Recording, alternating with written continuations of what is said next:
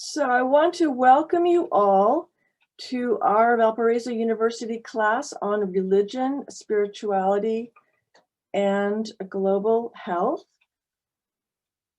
I'm Professor Susan Holman, and our audience today includes the students in the regular class, as well as a group of other Valparaiso students. We've opened the session to others since we have today an invited guest speaker, Dr. Wylin Wilson. You can use the chat function for questions you have during the talk as well as during the Q&A session. So I will now introduce our speaker. But first, I want to make sure we are really being recorded. So we're really being recorded. Okay. So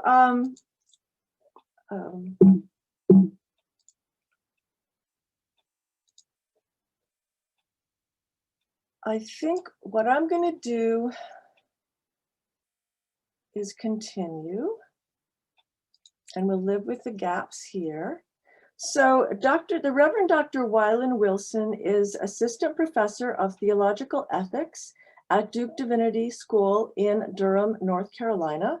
There, she teaches in the Theology, Medicine, and Culture Initiative. Her teaching and research connects bioethics, gender, and theology.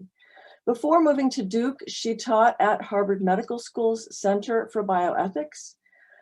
She was a senior fellow at Harvard Divinity School's Center for the Study of World Religion and visiting lecturer in the Women's Studies in Religion program. She's former Associate Director of Education for the Tuskegee University National Center for Bioethics in Research and Healthcare, and she's taught at the Tuskegee University College of Agriculture, Environment, and Nutrition Sciences. Dr. Wilson earned her PhD in religious social ethics from Emory University, and she also holds degrees from Cornell, from the Interdenominational Theological Center in Atlanta, and a bachelor's degree in agricultural business from Florida Agricultural and Mechanical University. Among her publications, she is author of the book Economic Ethics and the Black Church, as well as a forthcoming book chapter that the students in this class read for today titled Tending the Margins, Bioethics, Race, and Rural America. Welcome, Dr. Wilson. Thank you so much, Dr. Holman. It is wonderful to be here. Hello, hello, everyone. I am just really excited to be with you today for our conversation. And if you do want to keep your camera on, that is great, because I do like interactions, and I'm hoping that we literally have a conversation. So I'll be inviting you to give me your feedback. If you don't want to keep your camera on, no worries. What we will do is we'll use the chat function if you would like to place your response in the chat to a question or two that I'll ask, or you can just unmute yourself and keep your camera off. It doesn't matter to me. We are just going to do you today, right? That's what we're going to do. All righty. So I'm going to share my screen and we will get ourselves rolling here. All right. So what I'm going to talk about today, and you probably got a good sense of it from the assigned reading for today, I'm going to look at the legacy of suffering and indifference, looking at race, religion, and health disparities in the United States. Okay. I'm going to first give you we're going to do a quick outline here, right? I always like to give my students a bit of a map of kind of, where we're going and how we're going to get there. So you just basically know what to expect in our session together today. So I'd like to start out with just a quick icebreaker, all righty? And just a little bit of fun. We're in the middle of a pandemic and we're stressed as all get out, trying to get through classes and whatnot. So we're gonna do just an icebreaker that may not be fun, I don't know, but it'll be fun for me at least. So Then we're going to do a question on centering your family narrative. And we'll talk more about that when we get there. Look at the significance of womanism and its contribution to public health, theology, and bioethics. Then we want to talk about religious communities, race, and health disparities, right? And I would like for us, because this is basically a heavy topic, so I want us to end on a bit of a light note, right? With a little bit of hope and then a call, right?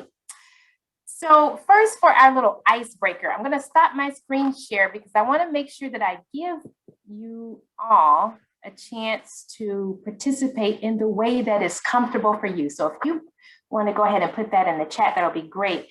So decades from now, younger people, people younger, much younger than you, will be asking you, how in the world did you live through and make it through a global pandemic? Right? And I want to know, how will you answer them? I know for myself, I have a lot of kind of ways that I kind of cope and got through this and am getting through the pandemic, right? We've been in this for a year now, so we're still kind of in the midst of it. So for me, got lots of answers. I've done a lot of praying, done a lot of calling and checking on my loved ones and my friends. That has given me so much comfort just to know that they're okay. And if they're not okay, just to be present with them, electronically or on the phone. And then another thing that's gotten me through is entertainment, right?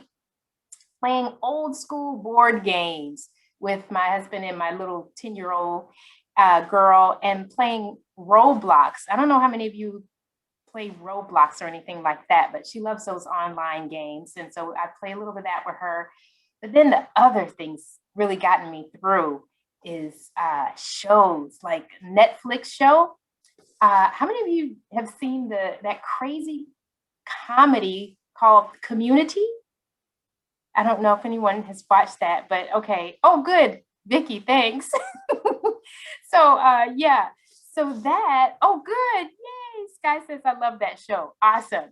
All right. So yeah, I love that show. That show has truly helped to get me through the pandemic. And then another show that's on Disney Plus. I don't know, you guys may not have seen this because you may not be on Disney Plus, but The Mandalorian, that it stars Pedro Pascal, and he's the Mandalorian bounty hunter. And I don't know how many of you have seen that one, but if you like Star Wars, if you're into that, like I am, you'll absolutely love the Mandalorian. So what I want to do is a bit of a little icebreaker. So I want you to go ahead and type in the chat. Let me know one or two of the shows that have actually helped you to get through or is still helping you get through this pandemic. I'll give you a little bit of time to type there.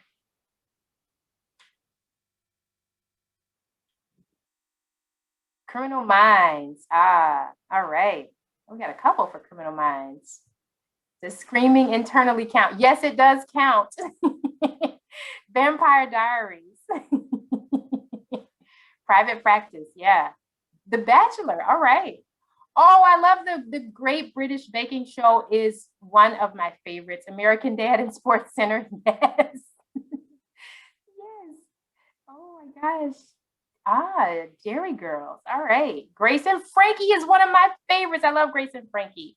Forensic Files and Billy on the Street. All right. Cecile Hotel Doc. All right. This sounds great. You guys got some great shows. Anything funny like Saturday Night Live. I do love Saturday Night Live. And you're right. Anything funny, that has been getting me through for sure. Survivor, Supernatural. Ooh. All right. Oh, if you don't watch TV shows, okay. Well, Noelle, if I'm saying your name right, you can put a movie in if you'd like. No worries. So, yeah, that's great. I just like kind of, giving ourselves a little bit of levity during these times. Doing something that brings you joy or makes you laugh is so important because we're all in this thing together, right? So thank you for doing that. I appreciate that. I think I have one more on there that I may have missed. Oh, Colbert. Yes, Colbert, right? So I'm going to share my screen again here. Let's see. see. Let's get this going. And so I have a question. I want to start out with a question for you on more of a serious note here. Oh, did I share it? I don't think I did. Are you seeing it? Okay, hold on. Let's see if you can see it now. Can you see it now? All right, fantastic. All right. So I'm starting out right now with this question for you. And I do actually want you to answer. So I want to know, how different would your educational experience be if it centered the narratives of your family, right? How would it change your understanding of American or religious history? What values would be important? Who would be important?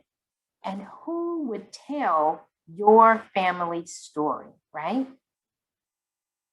Now, I'm very clear that I understand better who I am as an American when I know your story, right? And vice versa, okay? But unfortunately, in our society, we often have to, we learn and we operate out of a truncated American and religious history, actually. So back to this question about, the difference that centering your own family narrative would make for all of us, for our understanding of American and or religious history. I'm going to give you an example using my own self, my own family narrative. So if my family's narrative were to be centered in American history, it will reveal actually a story of great pain and struggle, mistrust of governmental and healthcare institutions because of the historical abuse of Black bodies. And the person, though, who would tell our family narrative would be my great-great-grandmother. She died at 105 years old, and she actually was the daughter of enslaved Africans here in the United States. So she held so much of our family history and American history, right, within her being. I loved to sit at her feet when I was a little girl because it was just like sitting in this great presence, just all that wisdom and all that pain, right, and struggle. Mm-hmm. So what about you? Who would tell your family story, and what would that story reveal to us about our American history? Okay, and I'm going to pause here. I'm going to stop the screen share. So if someone wants to type in the chat, but you can also unmute and just share with us. What would your family narrative, what would that tell us about American or religious history at that? Because I know with my great-great-grandmother being the daughter of enslaved Africans here, she truly had a faith in this God that would bring freedom. And she actually saw that freedom in her lifetime. So that is just the most amazing thing, her faith that would tell a great story about faith and hope, right? Faith and hope in our American history. So is anyone willing to share? I have a thought. Oh, yes, Maddie, please do. Thinking about some of my family history, I kind of think about like the perpetuation of class struggle almost, because a lot of my family before my parents' generation grew up really poor, and often they were discouraged to lift themselves out of poverty. So it was kind of like a cycle of remaining in a certain class for the sake of your family around you. So that's kind of like one of the American historical situations that I came to mind. Thank you, Maddie. That is excellent. I so appreciate that. I think, Joe, I saw your hand up as well. Yeah, I was going to say, from a religious perspective, my grandfather has kind of a cool story because his family grew up kind of poor as well. And the only like daycare that would, take him for free was this religious, one in the family wasn't religious, but he ended up growing up and became a pastor of that faith. And now I'm here at Valpo, and it's kind of my family's religious history. So it's he's someone who I've loved hearing his stories about that. It's been a cool time. Beautiful. Oh, Victoria? Yeah, I think I'd say my family history would show as just a reminder that Americans, well, I'm going to say this and then explain. Americans aren't just Americans. This country is made out of immigrants, and my grandma was adopted from Ireland, and my great-grandfather arrived here through Ellis Island from Italy. And my other grandma, she has German lineage, and just showing like how there's just so many types of people here in the United States. And we didn't just, we know that history. We weren't here first. We showed up here. So yeah, I think it would serve as a reminder of that. Beautiful. Thank you, Victoria. Oh my goodness. All right, Dakota. My mother is Native American, and so her father and everyone on her father's side was completely Native American. Comes from a tribe in California that actually has no official record. So all the scholarships that you can get for being Native American, I couldn't apply for because there's no record of our lineage.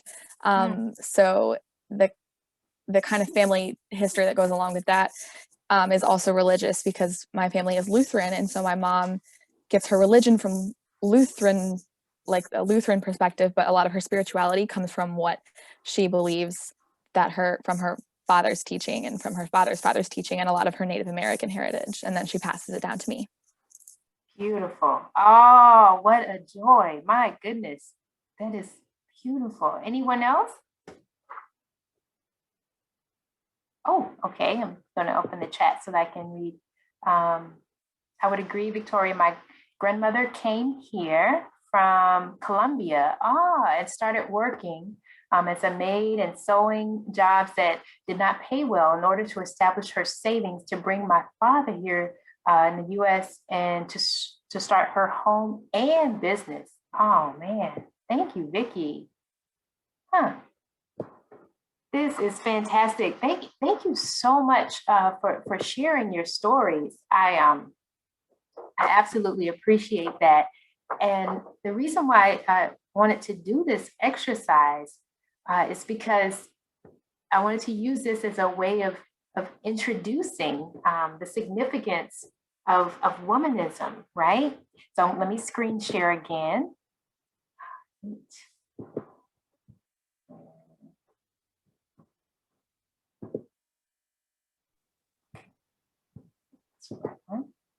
Okay, you see it? Nice. All righty. So yeah, narratives are extremely significant to womanism, and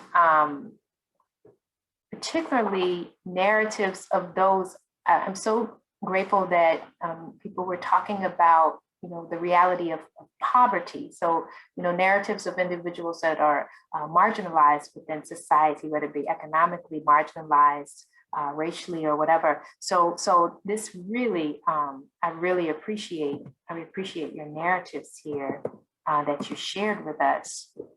So womanism is an important, it's made an important contribution to theology, public health, and bioethics. And so the significance, of course, of the reading that I provided for you for class today was not only to introduce womanism's contributions that was specifically to bioethics, but most importantly, that reading was to give you this historical context for our class discussion today, right? And what is this thing called womanism, right? It is a theoretical and a social change framework, a form of reflection that places the lived experience of Black women and other women of color, and that would include Native American, Indigenous, Pacific Islander, Latinx, African, Asian, and the list goes on and on. But it places the lived experience of these women of color at the center of its method of analysis, right? And so the characteristics then of womanism is that it looks at these issues of class, race, gender, sexual orientation, disability. These things are seen as actual theological problems, right?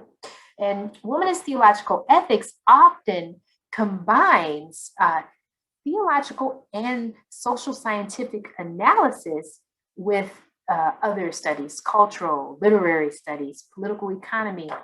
And often what it is able to do is address public policy issues that are affecting African American and other communities of color, okay? So the foundation of womanism is actually conceived in the womb of Black women's and women of color's lived experience.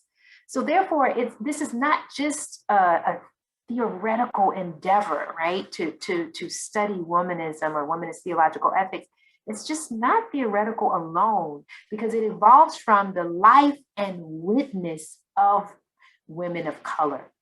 Thus, Black women's lived experience and other women of color, their lived experience becomes this site of divine revelation and divine activity.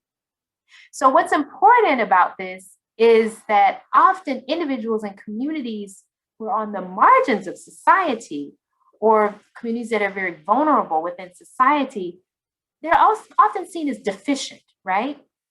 And we forget that the lives of those who are marginalized because of their class or race or gender or ethnicity or what have you, these marginalized bodies and lives are also these very places where God is active in a way that reveals more about the divine nature, right? Especially when it's unhindered by our implicit bias and prejudgments that stem from society's othering of individuals and communities.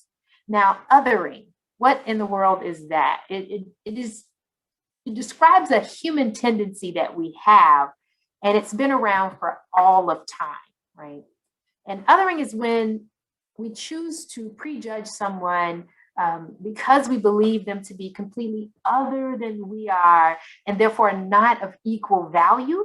See, we can other people based on their politics, their religion, their gender, race, sexual orientation, their socioeconomic status, disability, right? And that's just to name a few. Mm-hmm. So often within societies, there are entire groups that are othered, right? And if they're not in the predominant group that holds power, or people can be othered, groups can be othered, if they don't hold the predominant religious belief. There are various ways that groups of people can be othered. So womanism actually really does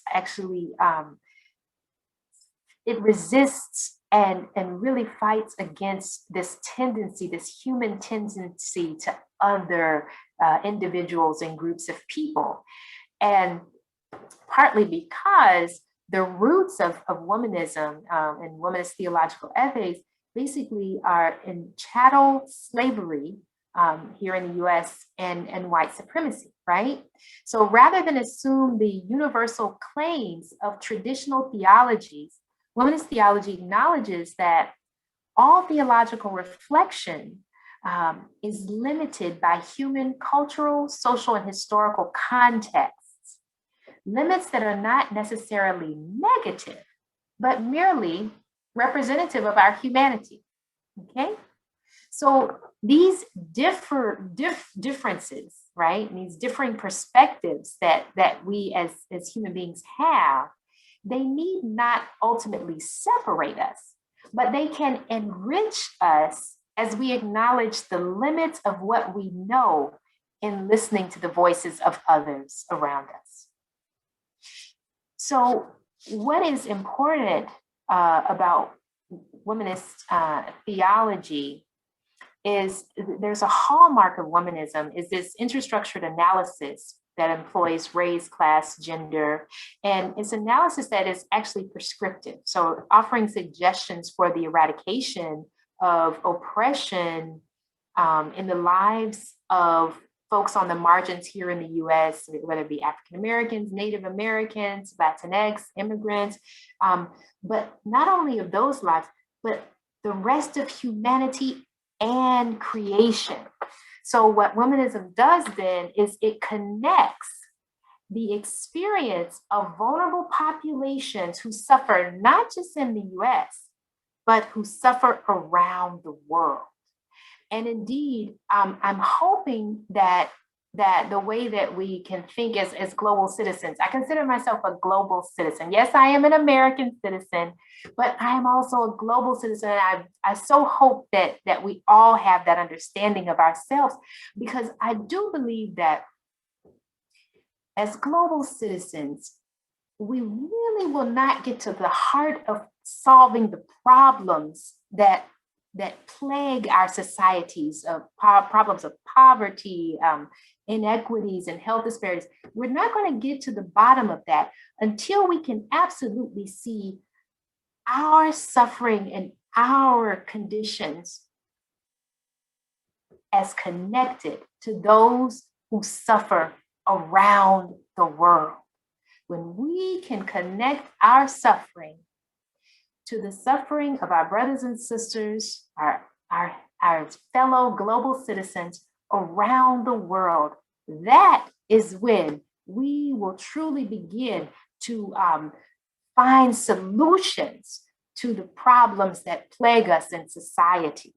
And so that's one of the reasons why womanism is really important for me as a theoretical tool that I have in my tool belt, in which that I use in my analysis that I perform as a religious scholar. So I want you to know that what's very important, though, is that the centering of narratives, whether they be African American women or other women of color, this centering of folks on the margins of history, it does not mean that we erase or diminish or ignore our classical American history.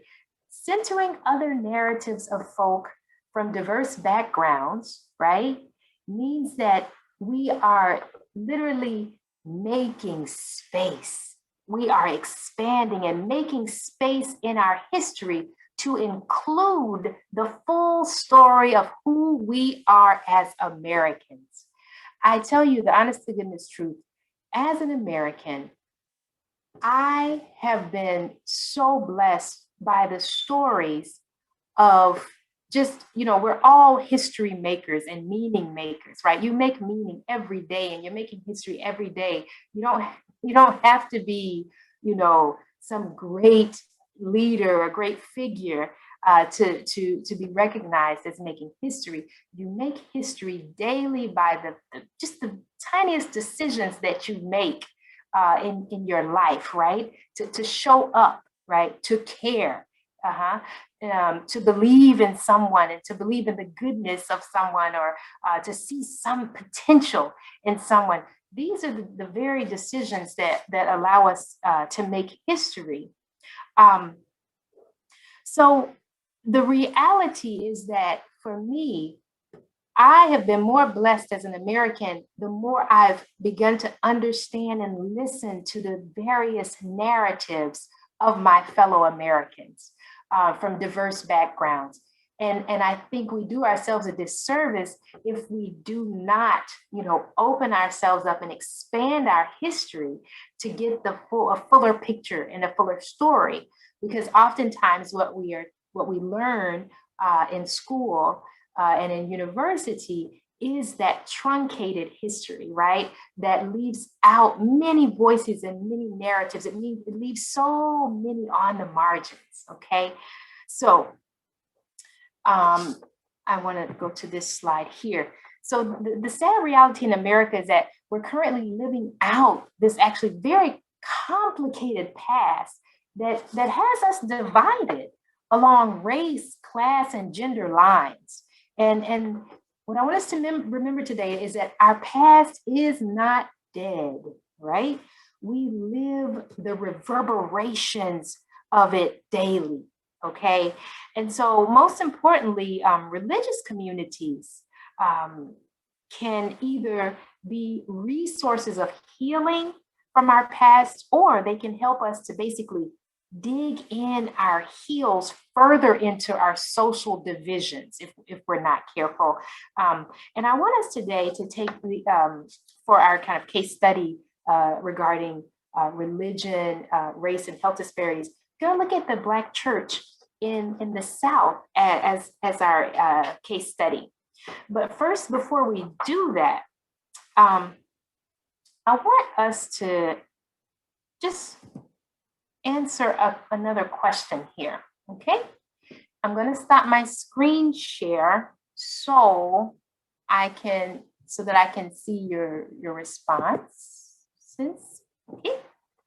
So my question is, for those of you who are religious, and you can define religious in whatever way you want. I know you had a reading from Hostility to Hospitality that talks about religion and spirituality, right? You know, the definition of those. But for those of you who are within a faith tradition of some sort and belong to a faith community, you can use the reaction tab down here on your Zoom screen and just raise your hand and tell me, how many of you worship at a faith community where the majority of the members are very similar to you, either similarly racially or economically?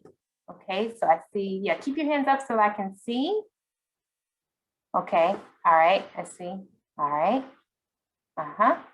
Good, thank you so much, very helpful. So that, you can do your lower hand, lower now, because those things will stay up forever if you don't lower them. So that's thank you so much. Very helpful, because I'm going to tell you, for myself, like you, I belong to a faith community that is predominantly African American, you know, just like me, right? And they're predominantly middle class folks. And I would say for most of us in the US who do belong to faith communities, it doesn't have to be a church, it could be mosque or whatever, but for most of us, we do belong to communities, especially faith communities, that are very much like us, right? And there's a reason for this. And the reason is because we are continuing to live out our past in this country, right? The past is not dead, okay? So in America, I'm gonna screen share again. Hold on. Here we go. Can you see that? Good, all righty. I always have to make sure, because I will make a mistake in a minute in Zoom and I'll just keep on talking and people are like, wait a minute, what slide are you talking about? Okay, so in America, religion has performed these distinct tasks related to our identity and related to our understanding of ourselves in relation to one another, right?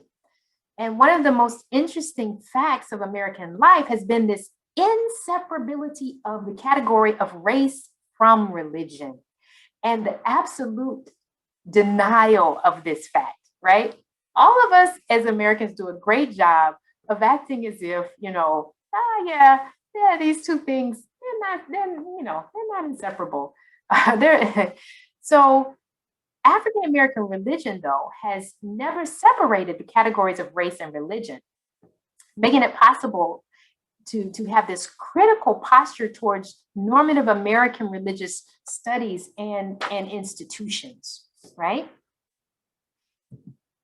So in fact, the original leaders of Black congregations in the US did not intend to create a separate exclusive church. So the Black church is not something that was done on purpose, so to speak, right?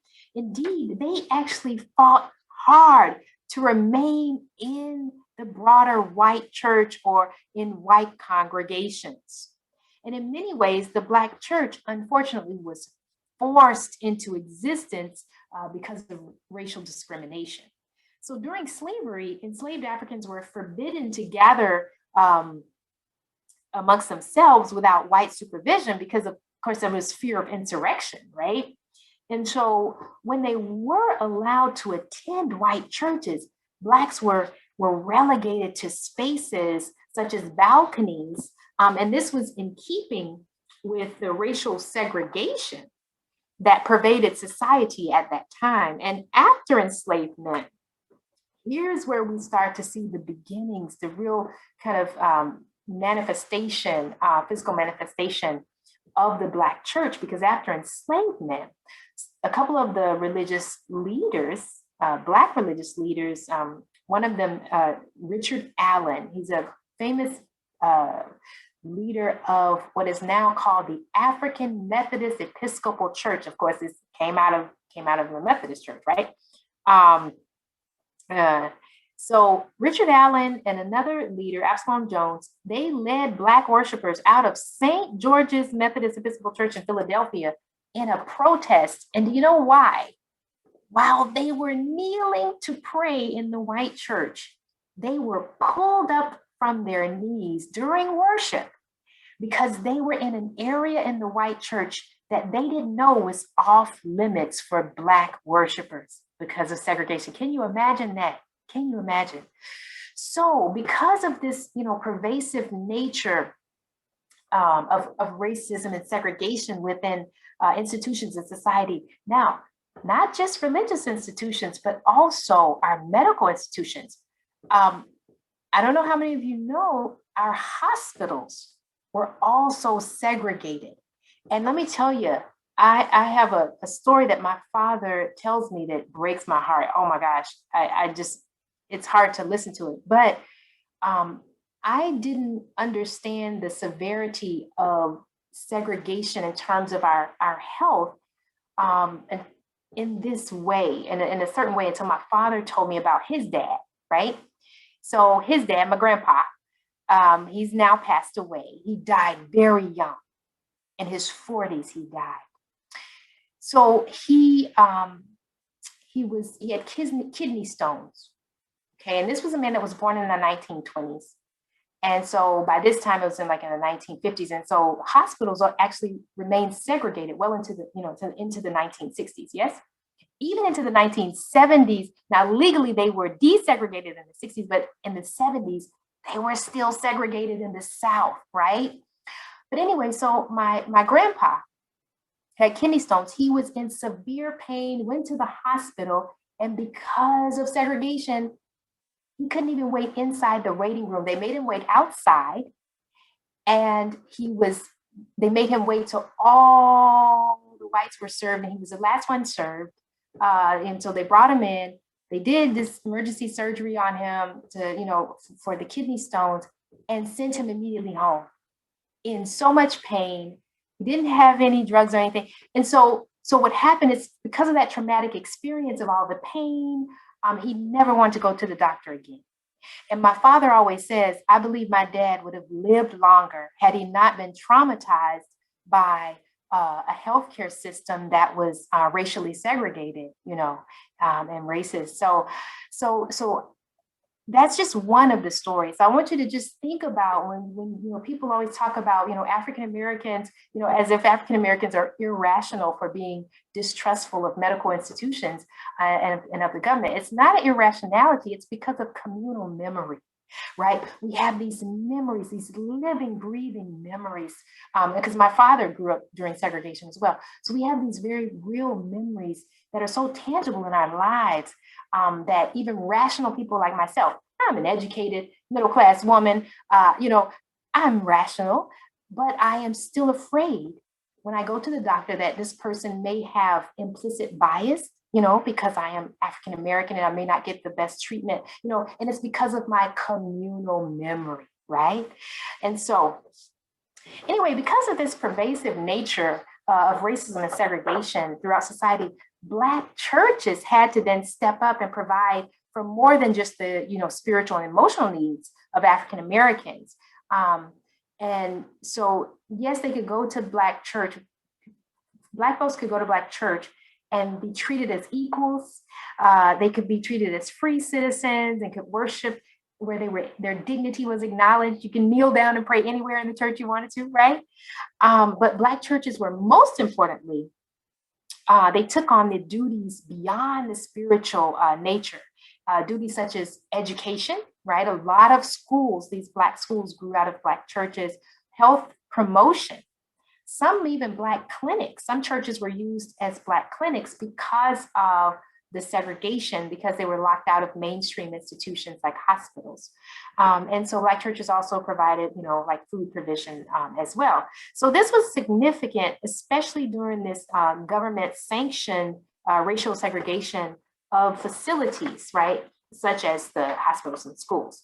So in my work with African American communities, faith communities in rural America, I witnessed how even now, even in the 21st century, because of continued health disparities, implicit bias, and continued racial bias in our medical institutions, Black churches still have to provide health promotion, health education, and actively food security, right?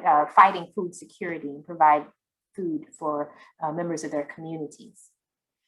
So I'll give you a couple examples of some of what Black churches were doing. And this is in rural Alabama, Tuskegee, Alabama, in Macon County. And one of the Black churches there was helping to fight the obesity epidemic through a community garden and nutrition education. Now, I want you to just please remember this. The rise in the rates of obesity, particularly in the rural South and in African-American impoverished communities, it's not always just because of, folks are just overeating, and they don't have any self-control. Oftentimes, and the research shows this as well, it stems from this inadequate access to healthy food. And the food that is affordable and available is high carb, high fat, high sugar, high salt, and other things that contribute to obesity. And I actually got a chance to see this because I worked in Tuskegee. I worked in this rural, southern Black town. I couldn't believe what I saw sometimes going to the one grocery store that many people, didn't have access to. I mean, it was heartbreaking. You go into the fresh fruit section and the fruit is just rotting on the shelves sometimes. So there were just, so the obesity epidemics sometimes is because of what's available and affordable, right, are those foods that are unhealthy. So this church took it on. They took on the challenge of starting the community garden, and it was great. I had fun getting my hands dirty because I consider myself a little farmer, right? And so I would go out there and I'm in the garden. And as you're in the garden, harvesting, you're having conversations with people in the community. And that is where I started learning about even more about health disparities on a different level, right? Because some folks, as we're, kind of cutting the collards and getting those collards out of the ground, one of the elderly women said, yeah, I got to be careful eating those greens because of the medication I'm on. And I was like, wow, what? And so we start having conversations and talking about these things that kind of hinder people when it comes to health outcomes and health status. And I remember another conversation, a little elderly woman who, her doctors see her as non-compliant. But what happens is when she has that, when she gets her, she's retired, right? The only income she gets is her little check, you know. And so when she gets her money, she has to make a choice between food or medicine. So she's not non-compliant, she's just poor. And she has to make hard decisions that those of us who don't have to make those hard decisions, right? We don't have to worry about that. Anyway, so also talking about these social determinants of health, right? That's really what we're talking about here. And that's what we see when we start looking at these narratives in these communities and within particularly like faith communities that I was able to be a part of and engage. Some of the folks, you know, it's not just in urban areas where people feel like it's not safe to go outside and exercise. Even in rural areas, there were, you know, the crime rates have started, you know, climbing even in rural areas. So in small rural areas, some people were not, they didn't feel safe going out, you know, and walking around the neighborhood and whatnot. So, you know, all of these things go into creating, you know, environments of that are either conducive to or hindrances to health, right? Anyway, the second church, they were helping folks. This was very interesting. They were helping folks to heal from racial trauma, right? The trauma of racism in the US. And that was amazing because all my life, you know, because I myself, I'm a child of the 70s, right? So I've lived long enough to experience like all of the, you know, police shootings that you've seen in your lifetime as a younger generation. Oh my God. When I was a kid, I never trusted cops because of this communal memory again, right? You're told, be careful of these cops because they will kill you. Like that's, as a Black person, that's what I learned. Cops are dangerous. They kill Black people. So for me, I'd always lived with the fear of cops from a child. And even now, even more so, because I'm like, oh my gosh, this is still going on. It's insane, right? So the trauma that you live through as an African American in this community, there's nothing you can do with that, right? It just sits in that body and wreaks havoc. And sometimes it comes out as hypertension, sometimes heart attack, like all kinds of things, right? And there's studies that show that, you know, that show correlations between, you know, racism and health and all of this, but we don't have time to go into that. So this church was helping people to heal from the trauma of racism, and they call it the emotional emancipation circles. And it was through the African American Psychologists Association, and it was just fascinating. It was really fascinating to be an observer of that, because I was, you know, kind of in the community watching all of this happen and seeing people who showed up because they really wanted healing, right? People want to be healed, and religious communities really do have a role to play in that. And I want to admonish you that even white churches have a role to play. Even you know, can come in, you know, alongside in partnership with Black churches or Black faith communities, right? And you don't have to be a white church. You can just be white folk, right? Just letting Black people know that you too are concerned about the type of healing that people feel they need in this country. And don't forget, white folks suffer because of racism also. And so really, we all need to be healed. Isn't that the truth? So that church was really, really amazing. And I appreciated the work that they were doing. And unfortunately, the leader died.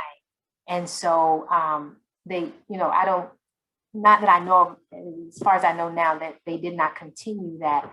But that's another thing that is a hindrance, right, to some of the work that religious institutions do. If it's something that just the leader is involved in, you know, then once that leader is gone, that's it.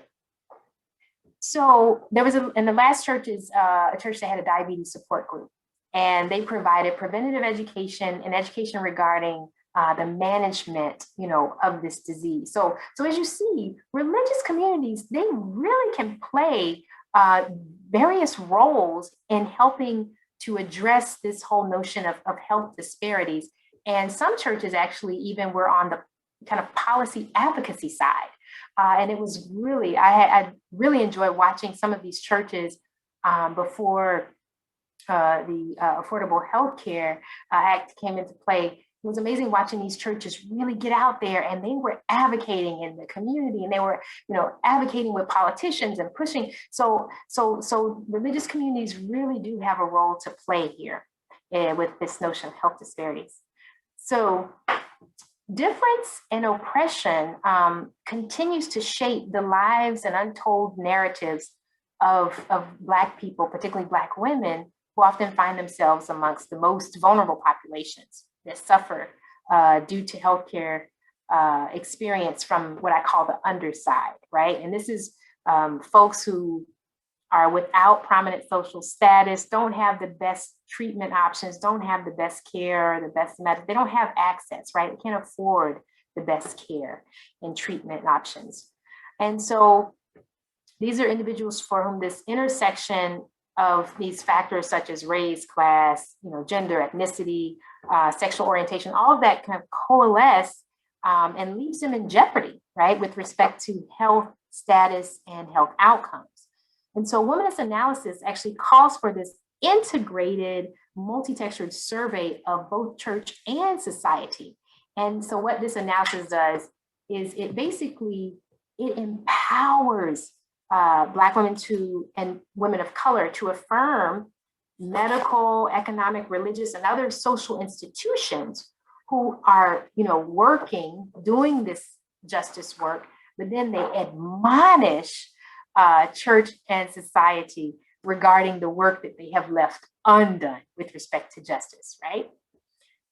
So I want us to take a quick look, just at broader health disparities, right, with communities on the margins, people of color.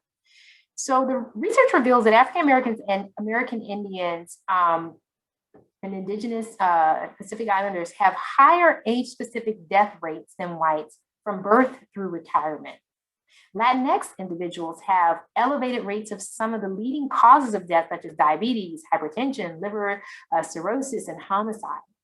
But moreover, the elevated rates of disease and death for minorities compared to whites reflect the earlier onset of illnesses and greater severity of disease and poor survival. So even when African Americans have a lower rate of illness than whites, they have a prognosis that is considerably worse than those of their white counterparts.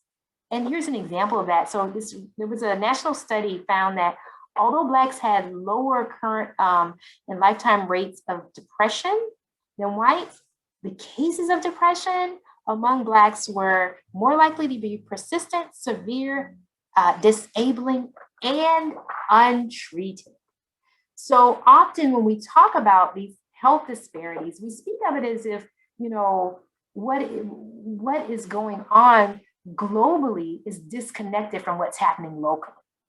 And so I want us to realize that our suffering here in America, as I said earlier, it's connected to the suffering of individuals and communities throughout the developing world. And COVID-19 basically has kept us, kind of reminded us of this. Because with this disparity between wealthy and poor countries with respect to vaccine access, that has truly been a serious concern.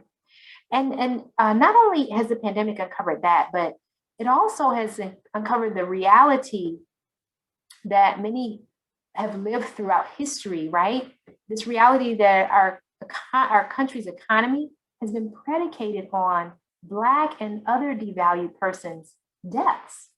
And that started, of course, during enslavement, and it continued even into the pandemic, because look at what happened. So many essential workers were sacrificed, right? And the majority of whom were persons of color, women, and low income, yeah? So I tell you, I have a colleague who was really frightened. If you remember around about the time during the pandemic when they were starting to talk about these statistics about race and health disparities and all that, and she argued, this was before the statistics came out, and she said, here's a quote from her. She said, this is an African-American woman. She said, as soon as they release these statistics showing that more Black people are dying from COVID, we are in trouble. no one will care anymore about COVID. So my question for you is, what do you think about that? Does anyone have a comment about that? That level of fear. And I'm going to tell you the honest to goodness truth. I thought the exact same thing. I was so afraid because I thought, oh my Lord, when folks find out this is just hitting colored folks and Black folks and brown, I was like, oh my gosh, we are so in trouble.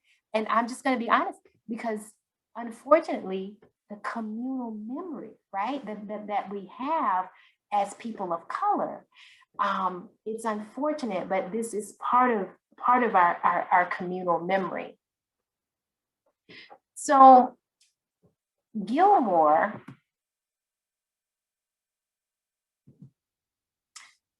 she describes racism as the state, this is the definition here on your screen, the state sanctioned or extra legal production and exploitation of group differentiated vulnerability to premature death.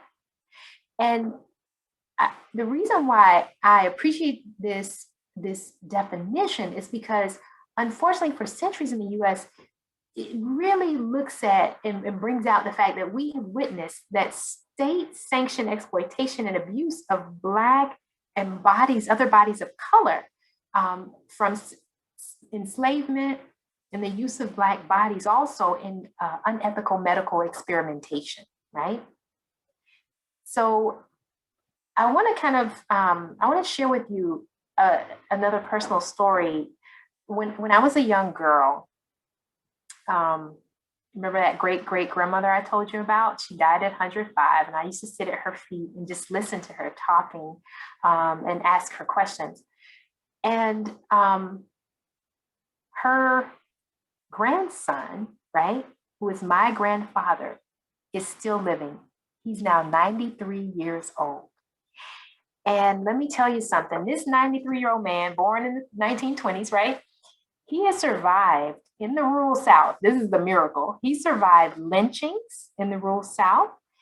And that was, of course, a commonly used form of social control for Black bodies. And he lived through Jim Crow, which was, the legalized racial segregation of public facilities and schools and, and hospitals. And like I said, that, lasted into the 1960s. And he witnessed the civil rights movement. And now he's witnessing the Black Lives Matter movement. And throughout his life, he's witnessed this resurgence, of white supremacy movements. And talking with him is just a gift, right? Because we talk about, current events, and I always ask him about the past. And I ask him about, what was it like, Granddaddy, to live during lynchings, And he said, back then it was so hard for Black people. We were treated like dogs. And so, it's painful sometimes talking to him, but it's a gift, right? Because I get more of my American history, the fuller picture, And so we talk about COVID and health disparities. And as a nation, for centuries, what we've done is we've witnessed how health disparities have they've slowly eaten away at the vitality of racial and ethnic minority communities and impoverished white communities. Because let us not forget, I want us to always remember when we're dealing with health disparities, I know we talk about race and ethnicity and immigrants, but please do not forget poor whites. That's very important, right? The Mississippi Delta, the Missouri Ozarks, like these rural spaces and places where poor whites are places that we need to attend to and have compassion for, and really and truly do the work of justice on behalf of all people who are oppressed in whatever way, right? So anyway, COVID-19 has brought to our nation's attention, this problem of health disparities. And this, of course, has existed forever. Like in 1899, W.B. Du Bois, this is a quote. In 1899, Du Bois was a sociologist, African-American sociologist. And here's what he said, I quote, "The most difficult social problem in the matter of Negro health is the peculiar attitude of the nation toward the well-being of the race. There have been few other cases in the history of civilized people where human suffering has been viewed with such peculiar indifference. And let me tell you, this is truly the way some of our rural brothers and sisters feel. African American, Native American, white, Black, they really do feel like there is, indifference to the suffering that is going on in our rural communities in America. So I do hope that we will, keep that in mind as we move on. And I know we're running out of time, so let me kind of close this out, right, Susan? I need to kind of come to a close, right? Okay, so I want to basically, let's move on. I want to talk about that. So I want to end with hope here, okay? Here's what I want you to do. So every day, remember this. I want you to remember this for as long as you live, because you're gonna always come back to this wisdom. And this is not from me. This is from an old professor of mine. Every day we are practicing for the way that we will be for the rest of our lives, right? Every day we're practicing for the way that we're going to be for the rest of our lives. And so I hope that you are practicing understanding yourselves to be our country's compassionate leaders who will engage each other and our global society with humility, right? So as you lead, I want you to keep in mind some of these things. Keep in mind some take-home points. First, please resist the othering, right? Resist othering and the devaluation of othered bodies, because this is the kind of thing that led to the injustices such as, of course, discrimination and abuses in medical experimentation. And remember that the skepticism and the mistrust that African Americans and other minority and vulnerable populations have regarding government and medical institutions is a result of years of inattention to and neglect of rural populations and neglect of the, funding for health disparities, okay? Resist the cultural reasoning that other people deserve less than we do, okay? That is dangerous cultural reasoning, and it's very much alive. And be thoughtful about how we help those who are poor or in need. Instead of the hit and run mission trips that we go on to do something that's very good and very much needed, please be sure first to make sure that you ask, what is needed, right? What's needed in the community? Before helping, listen first and learn from the community first. That's the most important thing that I would hope that we would do. Oh, and invest your time and energy in this hard work of creating justice and doing this work of justice on behalf of our brothers and sisters, not just globally, but locally as well. I'm going to stop here. I'm so sorry, we're running out of time. Thank you so much. This is a treasure. We actually do have about 6 more minutes. So we can open it up for questions, discussion, whatever. This has been just amazing. And I hope we can see those slides again to share with the class maybe. Yeah. So I've actually assigned my class to ask questions. So I know that many of them will have questions in their minds, but I'll leave it up to them to share whatever. Feel free to ask any questions you wish. I think I saw Victoria's hand, I think.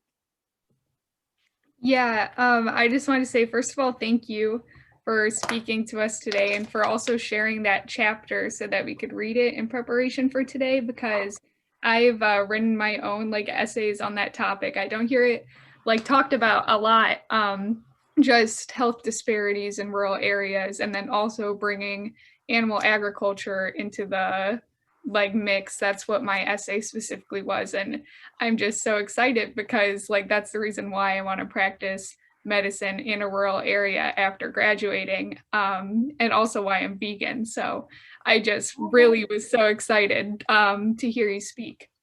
But my question was, because these communities where this happens, it's not just the healthcare system or just that, these slaughterhouses or factories or whatever structures oppressing them. It's not just that, it's their entire community is downtrodden in some way. Like, there are so many systemic factors that lead to like poor education leading to increased crime and not a lot of economic opportunity.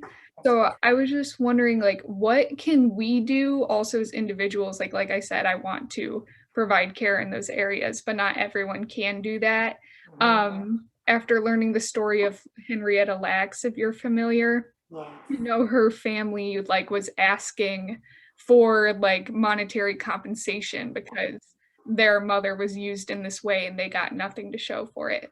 Right. So I was just wondering, what we can do to help shed light on these issues, and not just that, but make changes. Thank you, Victoria. Great question. And yeah, sorry, I had to kind of cut that part out about the all of the other kind of factors that really do place rural communities at a disadvantage. So thank you so much for bringing that up and kind of plugging that in. So what can we do, right? Excellent question. And so my answer is always first, proximity, right? When you want to actually get involved with an issue, with attacking an issue, with helping people, proximity is so important, because unless you actually get close to the problem, right, then you won't be able to do the very first important thing, listen, and second, learn, right? So proximity, listen, learning. Once you get in these communities, so if you can do an internship at one of the rural hospitals, or if you can, and sometimes my mother, just one of the best things my mother taught me, mother and father actually, they both were very clear that, look, sometimes your pay is not monetary. Sometimes it is one of the best things you can do is go to, say, a local rural hospital and say, I know you're probably strapped financially. I am here to learn. I'm here to listen and learn, because I really want to be involved with the issues that are plaguing rural communities. And I did that several times. One time I did it, I've done it here in the United States with rural communities, but even I did it all the way in Africa. Now that was a bold move, to go all the way to Africa and say, hey, I'm here to help, because that was truly an adventure. But I went and I listened and I learned first. And when I learned what the needs of the community was, it was so interesting, because I would go in and talk to the, non-government, the NGOs, non-government organizations, right? And I go to faith communities. It was so interesting how everybody thought they had the answers, but they never sat and listened first and talked to and learned from the communities. And so I think what's so important for us as Americans, because we have resources, we have knowledge, we have amazing, educational institutions. So we do kind of sometimes get a little prideful, because we're like, oh yeah, I'm going over to help, because I know what is needed. I know the problems.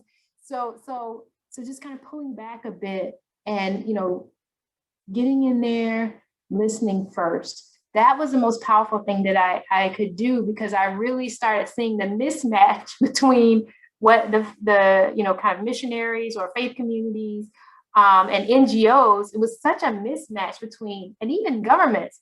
It was not a match between what they thought the problem was, or the problems they went in to solve, and the real needs of the communities.